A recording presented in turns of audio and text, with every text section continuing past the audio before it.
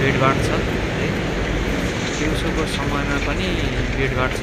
अहिले 10-11 बजेको समयमा पनि बस्ने ठाउँ पाउन मुस्किलै हुन्छ, मान्छे हिँडिरहेको हुन्छ। त्यसरी यति धेरै बोल्न मिल्दैन, त्यही हुनाले भिडियो चाहिँ अलिक साइलेन्टै हुन्छ।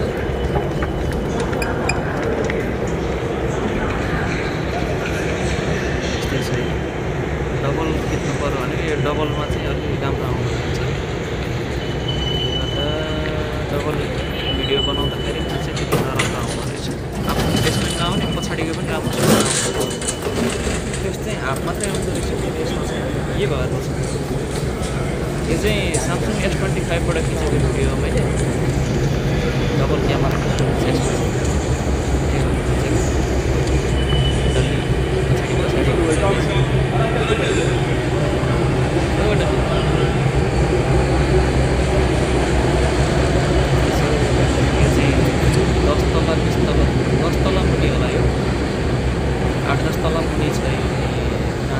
फर्स्ट हुने ठाउँमा छ।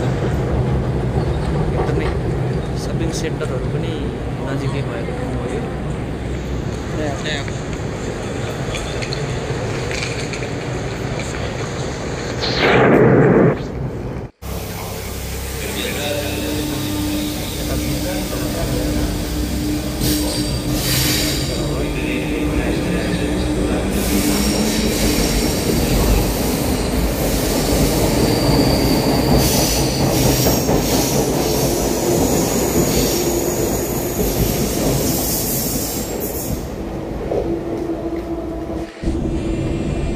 राम्रो छ है बाहिरको भ्यूजहरू,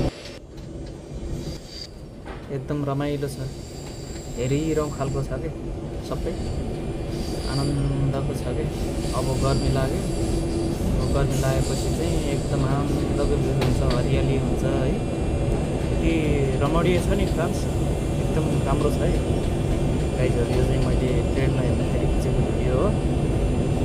घरहरू त्यस्तै छ, हेर्नु पुरानो घरहरू, पुरानो डिजाइनमा बनेको।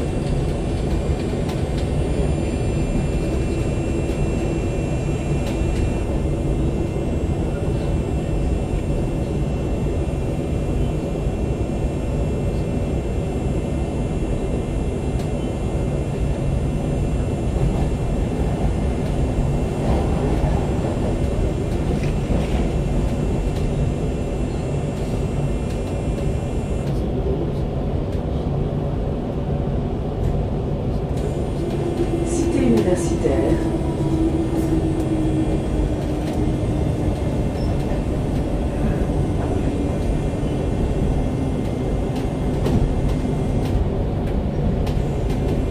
Cité universitaire.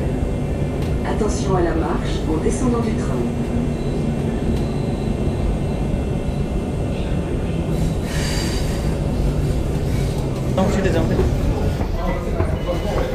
यस्तो अन्डरग्राउन्डबाट निस्किँदैछौँ हामी। ल कहाँ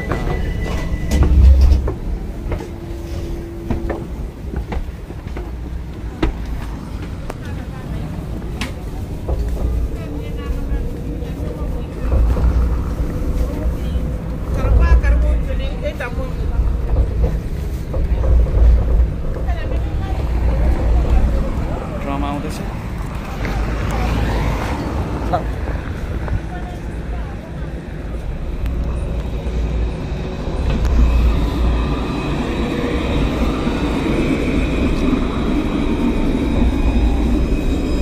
यसमै हो हामी।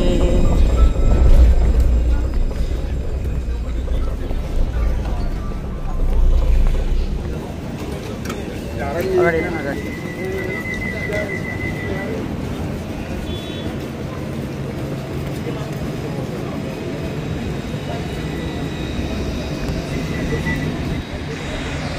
यो थियो मैले डबल गरेको थिएँ भिडियो, यसो डबल गरेर हालेको थिएँ। अब यो चाहिँ हामी झर्ने क्रममा यहाँको देखेको बिल्डिङहरू हो। यता यो चाहिँ ट्रम 9 भन्छ। ट्रम 9 पर्छ। राति चाहिँ एकदमै झिलिमिली हुन्छ यो, राति चाहिँ एकदम झिलिमिली हुन्छ यो। र यो आयो ट्रम 9 को रातिको है। यो चाहिँ यति रमणीय देखिन्छ, यति लाइटिङ एकदम राम्रो छ होइन, झिलिमिली देखिन्छ कि। कति मजा छ क्या हेर्दाखेरि पनि यस्तो दामी देखिन्छ पुरै उज्यालो भएर हिँड्छ यो चाहिँ ट्रम 9 हो यो चाहिँ फ्रान्सको पेरिस यस्तो रमाइलो छ होला हेर्नुहोस् राति पनि यस्तो राम्रो हुन्छ